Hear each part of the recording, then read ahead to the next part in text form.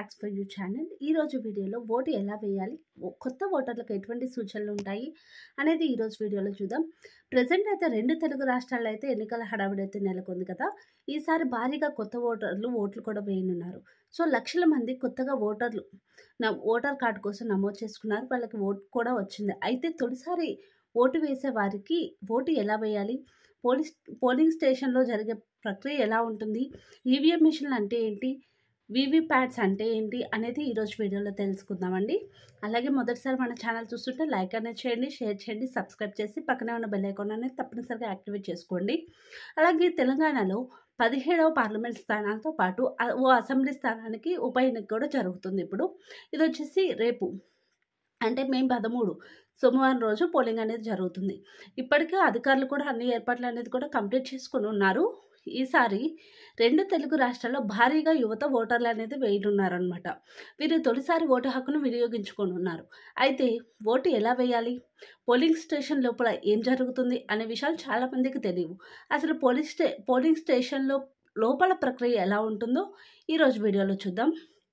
అలాగే మొదటిసారి కనుక మన ఛానల్ చూస్తుంటే లైక్ మాత్రం తప్పకుండా చేయండి. అలాగే సబ్స్క్రైబ్ చేసి మమ్మల్ని ఎంకరేజ్ చేయండి.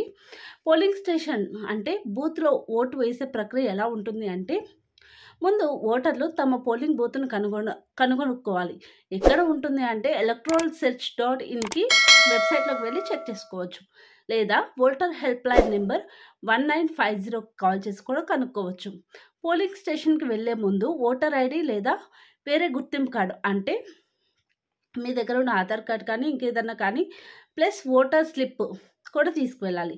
ఓటర్ స్లిప్ అనేది మీ ఇంటి వద్దకు వచ్చి ఇస్తారు ఆల్రెడీ. ఒకవేళ ఓటర్ స్లిప్ ఇవ్వకుండా మీరేం భయపడాల్సిన అవసరం లేదు. పోలింగ్ బూత్ కౌంటర్స్లో రాజకీయ పార్టీలకు చెందిన ఏజెంట్ల వద్ద మీరు తీసుకోవచ్చు. అలాగే పోలింగ్ స్టేషన్లో మొదటి అధికారి ఓటర్ జాబితాలో గుర్తింపు కార్డులో మీ పేరును పరిశీలిస్తారు.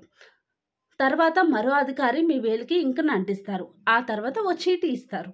3వ అధికారి ఆ చీటీని చెక్ చేస్తారు. అప్పుడు మీరు ఓటు వేయడానికి సిద్ధంగా ఉండాలి. ఈ ప్రొసీజర్ మొత్తం కంప్లీట్ అయిపోయిన తర్వాత మాత్రమే మిమ్మల్ని లోపలికి అలో చేస్తారు, అంటే ఓటు వేసే దగ్గరికి. అలాగే పోలింగ్ అధికారి బటన్ నొక్కడం ద్వారా ఈవీఎం ఓపెన్ అవుతుందన్నమాట. అంటే ఒకళ్ళు ఓటు వేసిన తర్వాత ఈవీఎం అనేది ఆటోమేటిక్గా క్లోజ్ అయిపోతుంది. మరలా పోలింగ్ అధికారి ఎప్పుడైతే బటన్ నొక్కుతాడో అప్పుడే మళ్ళీ ఈవీఎం అనేది ఓపెన్ అవుతుందన్నమాట. మీరు ఈవీఎం యంత్రం ఏర్పాటు చేసిన నిర్దేశిత ప్రదేశానికి వెళ్ళగానే అక్కడ ఈవీఎం బ్యాలెట్పై అభ్యర్థుల పేర్లు, పార్టీ పేరు, దానికి సంబంధించిన గుర్తు కనిపిస్తుంది. ఈవీఎంలో మీరు ఎన్నుకోవాల్సిన అభ్యర్థికి అంటే మీరు ఎవరికైతే ఓటు వేయాలి అనుకుంటున్నారో ఆ అభ్యర్థికి ఎదురుగా ఉన్న బటన్పై బ్లూ బటన్ ఉంటుంది.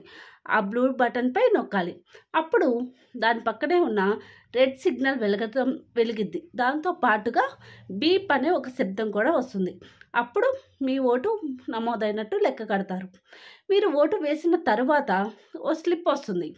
ఈవీఎం పక్కనే ఉన్న ఓటర్ వెరిఫికేషన్ ఆడిట్ ట్రయల్ అంటే వీవీప్యాట్ అంటారు దాన్ని. దాని వద్ద మీరు చూడవచ్చు. మీరు ఏ పార్టీకి అయితే ఓటు వేశారో ఆ పార్టీ సింబల్ అనేది అక్కడ కనిపిస్తుంది అనమాట. ఆ సింబల్ అనేది మనకి 7 minutes వరకు కనిపిస్తుంది. ఒకవేళ మీకు బ్యాలెట్ స్లిప్ కనిపించకపోయినా, బదులుగా బీప్ సౌండ్ రాకపోయినా మీరు ప్రిసైడింగ్ అధికారిని కానీ, అంటే ప్రిసైడింగ్ అధికారి అంటే ఎవరంటే పోలింగ్ అధికారి మీకు ఎవరైతే ఓటు వేయడానికి బటన్ నొక్కుతారో వారి దగ్గరకు వెళ్ళి సంప్రదించాలి. అలాగే పోలింగ్ బూత్లోకి మొబైల్ కానీ, ఫోన్లు కానీ, కెమెరా కానీ ఏవి ఎలక్ట్రానిక్ గ్యాడ్జెట్స్ అనేది తీసుకోకూడదు అనమాట. ఇది ఫస్ట్ ఓటర్ వేసే వారికి ఇచ్చే సూచనలు అనమాట. ఈ వీడియో మీకు నచ్చింది అనుకుంటున్నాను. ఓటు వేయడం ప్రతి ఒక్కరి బాధ్యత. తప్పకుండా సరి అయిన అభ్యర్థికి ఓటు వేసి మన రాష్ట్రాన్ని కాపాడుకుందాం. Thank you for watching. Do the facts for you channel. Bye.